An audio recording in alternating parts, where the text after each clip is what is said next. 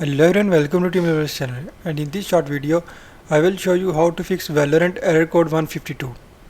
So in this video I will show you two solutions. Hope so this will fix your issue. So let's start our video without wasting time.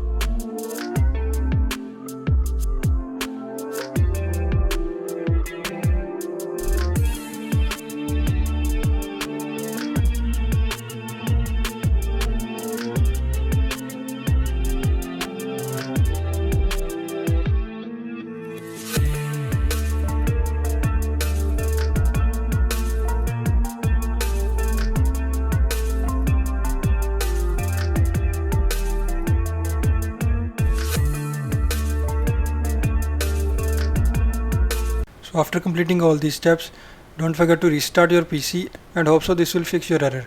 So that's all for this video, and if you like this video then hit like button. Also don't forget to subscribe.